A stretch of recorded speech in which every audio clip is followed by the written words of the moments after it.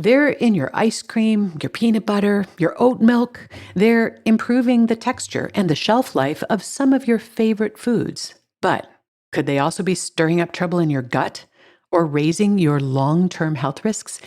Today, we're going to explore what the science says about emulsifiers.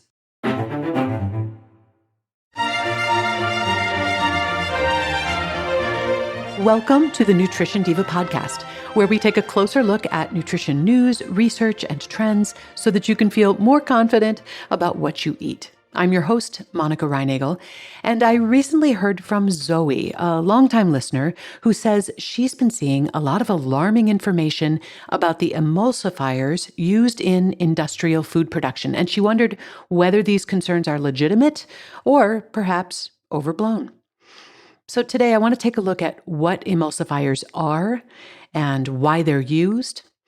We'll talk about the different health concerns that have been raised about them, and then we'll look at what the science and also the food industry have to say about all of this.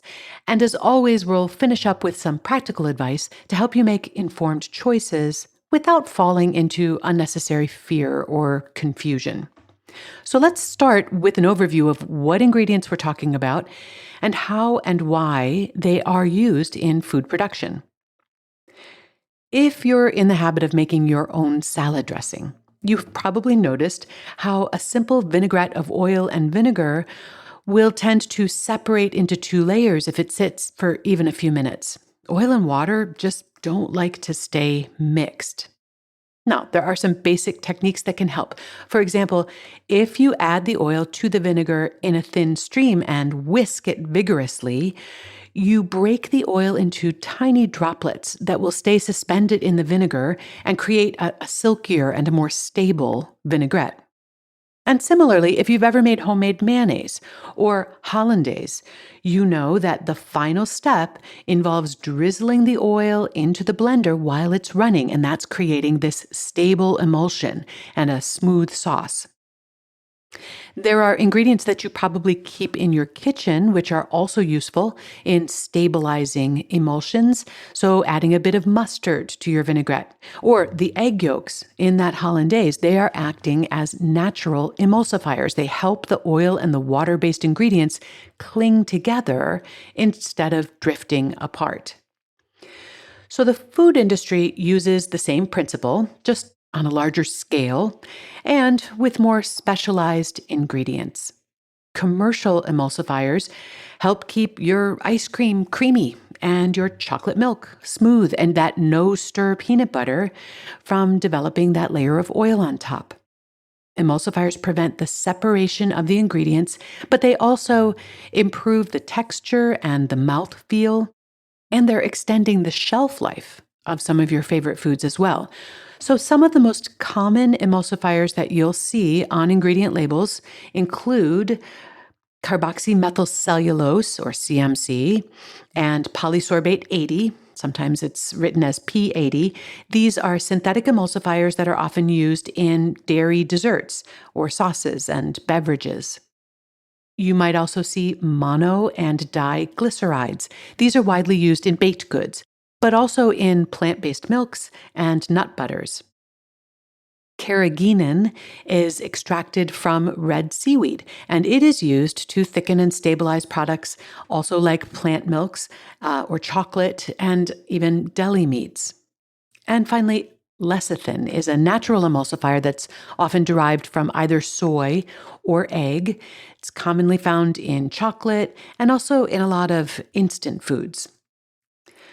So for decades, these ingredients have been considered safe under the GRAS designation, generally recognized as safe, because from a classic toxicology perspective, they're not poisonous or carcinogenic in the amounts that you would normally get from diet.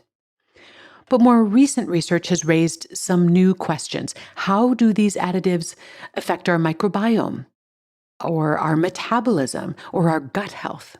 Could the ingestion of these ingredients lead to health issues over time? So to answer these kinds of questions, we look first to the research literature, and most of what we know about emulsifiers and health comes from studies that are done in test tubes and laboratory animals. When researchers feed animals diets that are very high in emulsifiers, they often see a cascade of changes. And sometimes it looks like this, that the protective mucus layer that normally lines the gut may get a little thinner. And this allows some of the bacteria that usually live safely in the middle of the intestine to get closer to that intestinal wall, which can nudge the immune system into sort of a low-level state of alert. Researchers have also noticed a shift in the balance of gut microbes toward species that are more inflammatory. And over time, some animals develop blood sugar problems or weight gain or other signs of metabolic stress. And in animals that are bred to be prone to specific conditions, such as ulcerative colitis, these changes can tip over into full-blown digestive disease. Now, that last point is important. Using animals that are genetically predisposed to a disease helps scientists study how those conditions develop, but it also means that we need to use caution in extrapolating those results to healthy animals, including humans. So in other words, these studies might suggest what could happen under the right conditions, but not necessarily what will happen for most people. The human research on these questions is still pretty limited. A small study involving just a handful of people tested the effects of 15 grams per day of CMC for 11 days. Now, that's 5 to 10 times more than a typical person would consume from food. Most of the participants experienced only subtle changes in their gut bacteria, but 2 out of the 7, yes, there were only 7 people in this study, and 2 of them showed signs that bacteria were moving closer to the gut wall, and that is a pattern that might promote inflammation over time.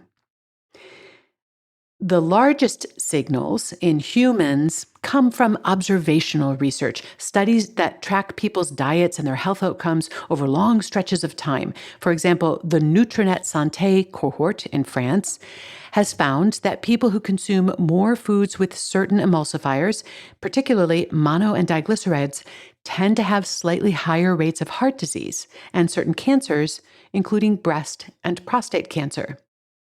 Now, of course, we need to take into account the limitations of observational studies.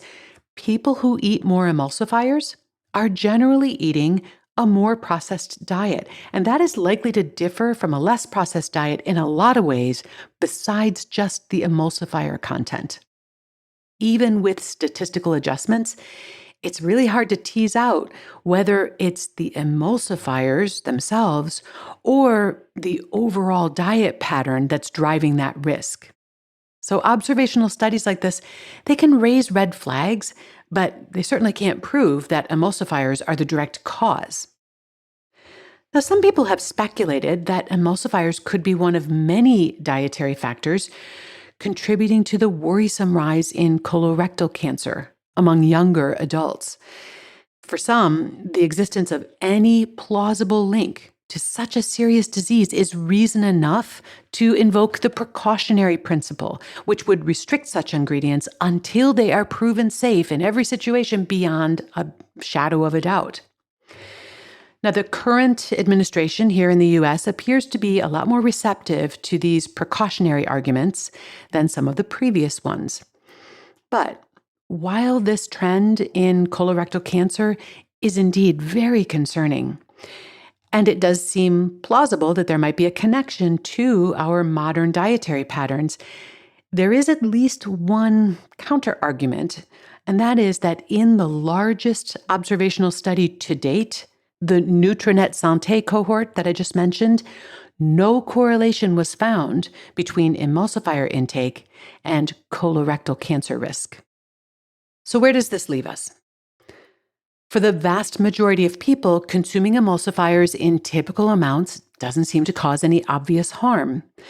But there does appear to be a smaller, more sensitive group, people with inflammatory bowel conditions or metabolic issues or other gut vulnerabilities, who may feel better when they avoid these ingredients. And if you suspect that you may be sensitive, a short trial where you avoid commercial emulsifiers as much as possible could be a practical way to see whether it makes a difference.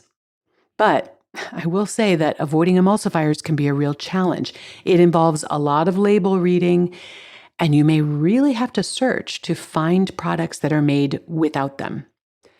Whether you're doing it as just a temporary trial or as an ongoing necessity, avoiding emulsifiers does place a significant burden on consumers because they are so widely used in so many staple products, things like yogurt, cottage cheese, bread, peanut butter, and even foods that seem to be targeting health-conscious consumers, such as plant-based milks and meat alternatives, often rely heavily on these ingredients. And this raises a kind of fraught question. Should the entire food supply be regulated or reformulated to protect a relatively small number of consumers? Because removing all emulsifiers from our food supply would come with some real trade-offs. For example, regulators were to require manufacturers to eliminate these ingredients, we would all see changes in the cost, in the availability, even the taste or texture of some of our favorite foods. On the other hand, leaving things as they are puts more responsibility on the sensitive individuals to monitor their diets and try to find products that work for them.